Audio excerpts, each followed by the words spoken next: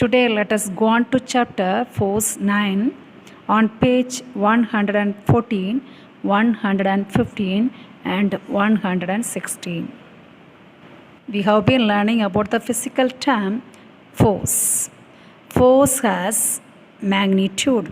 Force can change direction, shape, and stop the moving object, increase the speed of the object. These are the effect of force.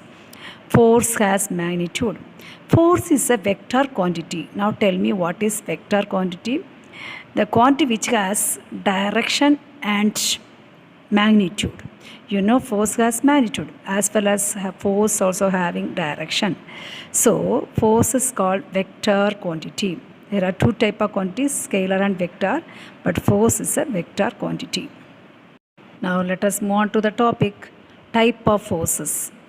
Basically, forces are divided into two types, contact force and non-contact force. Muscular force, frictional force, elastic force, these all forces are examples of contact force. Whereas magnetic force, gravitational force, electrostatic force and nuclear force are called as non-contact force. Now tell me, what is contact force? Contact force exists between two objects when these two objects are being direct contact.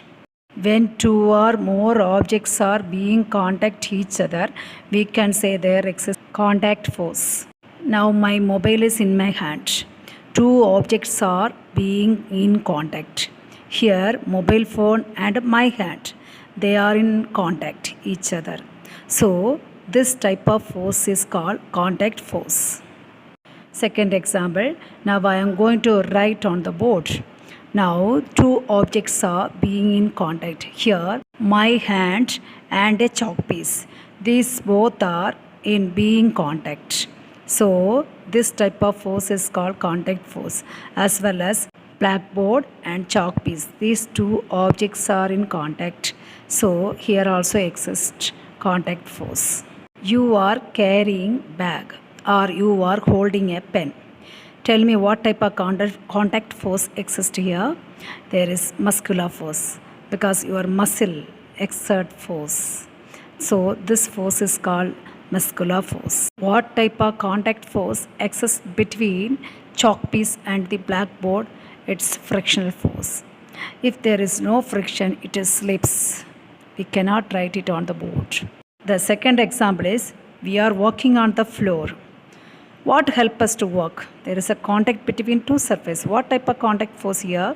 Frictional force exists between two surfaces. If there is no frictional force, we cannot walk, we could slip. You are cycling. There is a contact between your tire, cycle tire, and the surface, road surface. So between two surfaces, what type of contact force is existing? It is frictional force. That's how you could cycle. If there is no friction, it could slip. You cannot cycle. The next type of contact force is elastic force. This elastic force exists in elastic objects like spring, rubber bands, etc.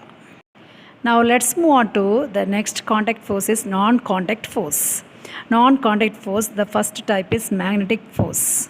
Such magnetic non-contact force is produced in magnetic objects like magnet.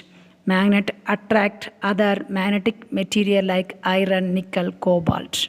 Here exists magnetic non-contact force. The next example is gravitational non-contact force. This gravitational force exists between two bodies. Between any two bodies, this gravitational force acts. If you are standing in front of your mother, there exists gravitational force, but we cannot feel. When do we feel?